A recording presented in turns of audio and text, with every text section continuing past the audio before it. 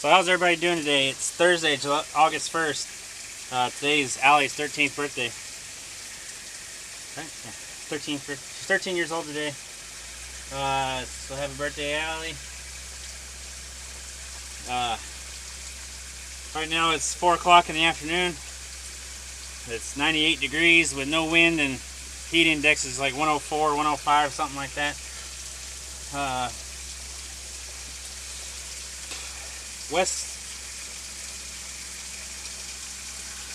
found something online saying that you could buy this adapter to put on his Duramax, and where he could put a cat fuel filter on it.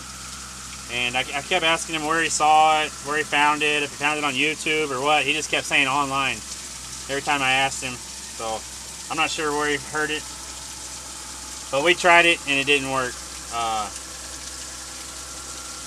After about 2 or 3 hours of messing with it, realized that pretty sure that the fuel pump's not strong enough to force fuel through the bigger, better cat filter, and so it can't pump enough fuel to keep the truck running. Pretty much, anyway. And then so what we did, instead of wasting a cat fuel filter, we went ahead and changed the fuel filter on this big dozer. That's what we're sitting on right now. Hell out of here, dude. So we went ahead and changed the fuel filter on this on the big dozer, and when I opened it up, I realized that the belly pan's full of corn silage, which isn't unusual. Well, I mean, it's unusual to be corn silage, but this dozer likes to suck everything in. So all that corn silage is super dry, and then when we changed the filters, it got covered in diesel. So super dry, covered in diesel, hot engine. If it was to get run, it would catch on fire. So pulled the cover on the belly pan, and we're washing it all out right now. Jason's getting the balers ready to go. That's the only thing that's not ready to go back to the hayfield. We were hoping to get to the hayfield this afternoon, but it ain't gonna happen. We don't have enough time. And Jeremy's still sick. Wes just went to power wash the Moco off. They got, the one's right there. The two Mocos got brand new tires yesterday. And what else? I think that's it on the hay equipment. But Jason's greasing them up and getting the Nokia tanks flushed out, which means he's probably going to want this water hose in a minute since he just pulled that one baler over there. And we're going to get this flushed out, and then that way it'll be done and ready to go for whenever we need it. This morning we had the vet come, and we checked like 165 heifers. And then with the heifers that we had already palpated before, I mean, we only had 12% of our heifers open, which was 24 of them out of like 220 something or other. I don't remember exactly the numbers, but I do remember.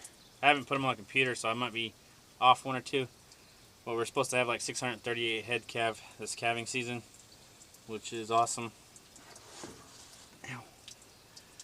But we're gonna get this finished, flushed out, and then I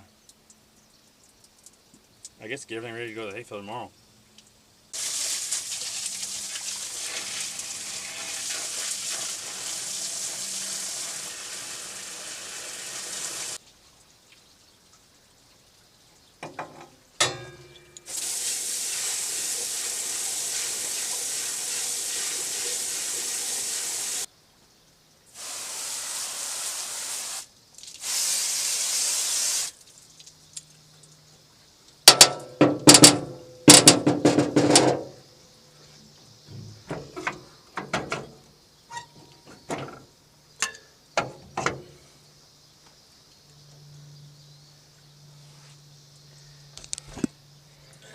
So the fuel filter is right there.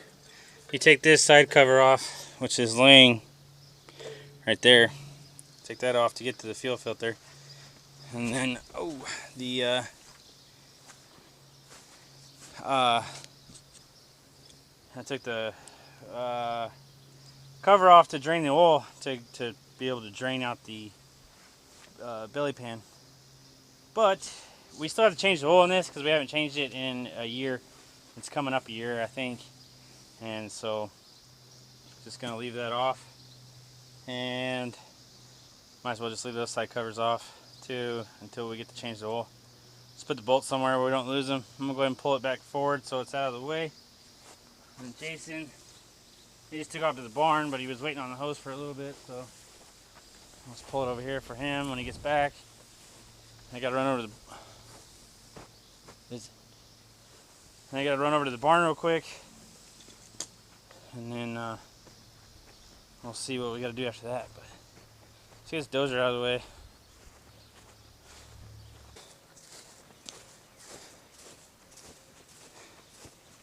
See all that crap that came out of here?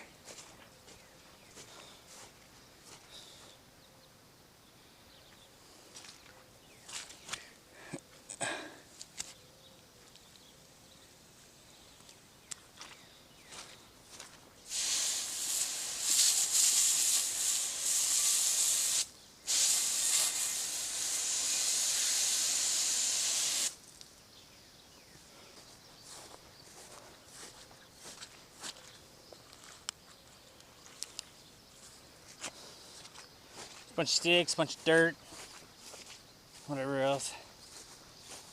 Corn silage.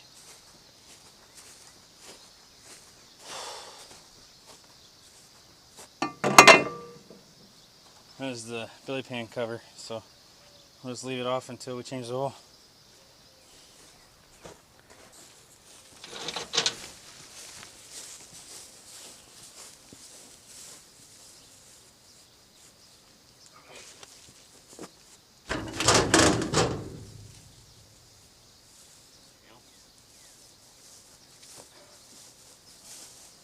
Golly, where's the wind, man? Jeez. Get some breeze.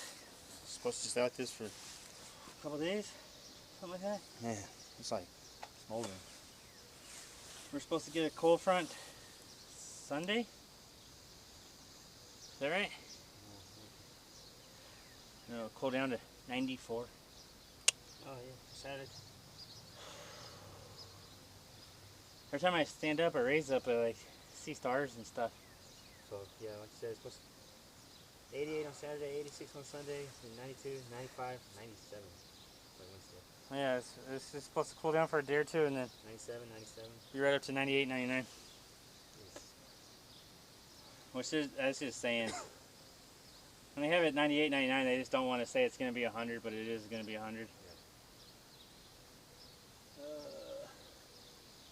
it's 93 right now. It feels 102. Yeah.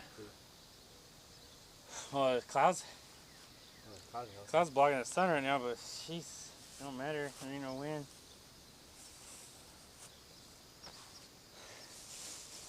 Here again.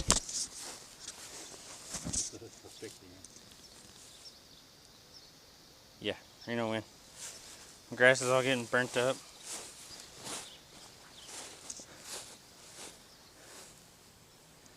I mean, this just quit growing. You know, I mean, it's getting kind of drove over.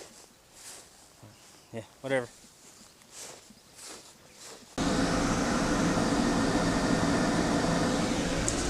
Yeah, it's hot.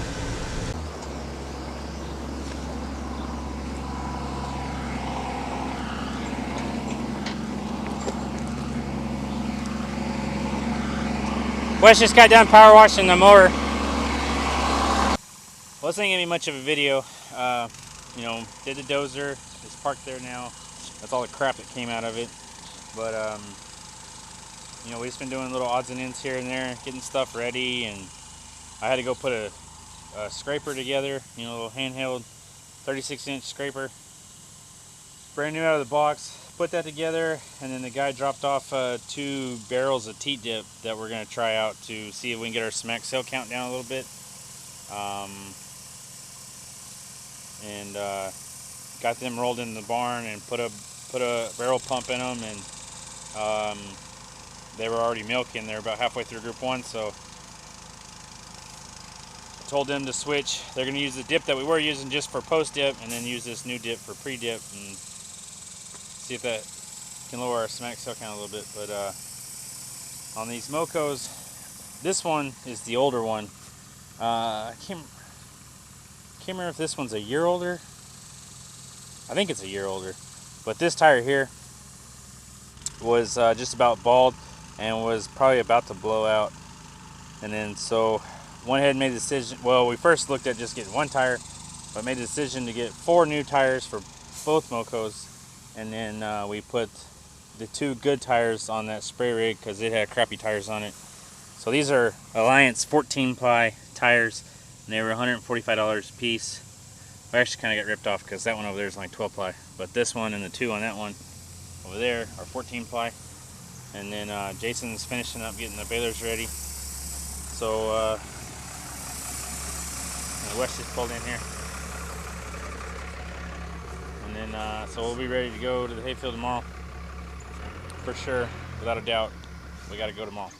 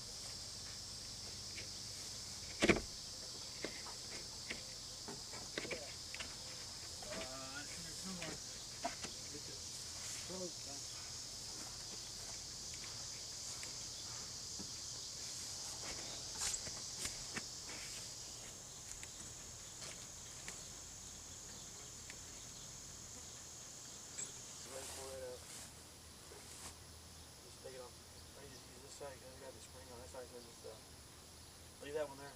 Don't touch that one. Pop that one off right there.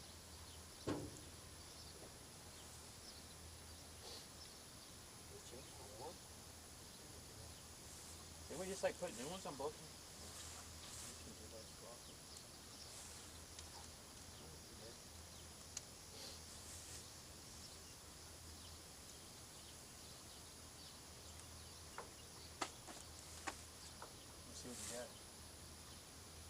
Do that one a little bit, then you do this one.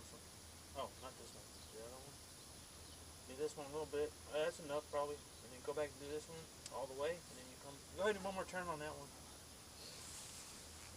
Yeah, that's good. Go back to the other one. Do it all the way, and then you have to come back down. You go through, it won't be so hard to get apart. You just do one all the way, and then it's like all sideways. Bend something. I don't know. Oh crap.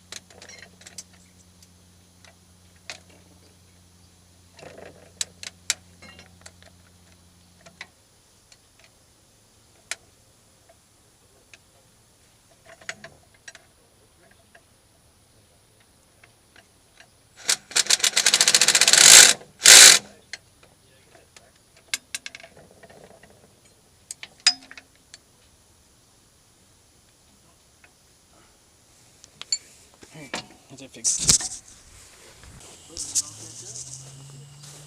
Oh, it's gone. You need a new carpet? You just dropped it.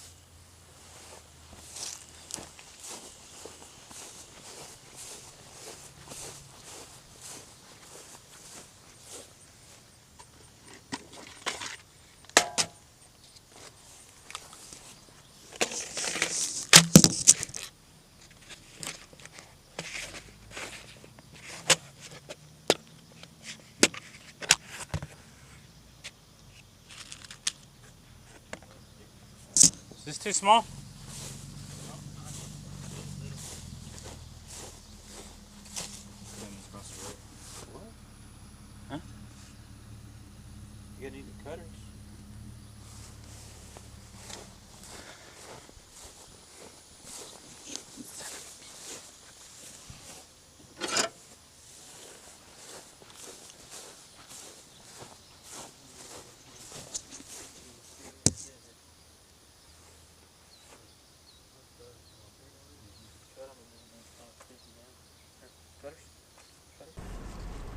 So everything's ready to go, and like I was saying earlier, we don't have a choice. We got to be going in the hayfield tomorrow.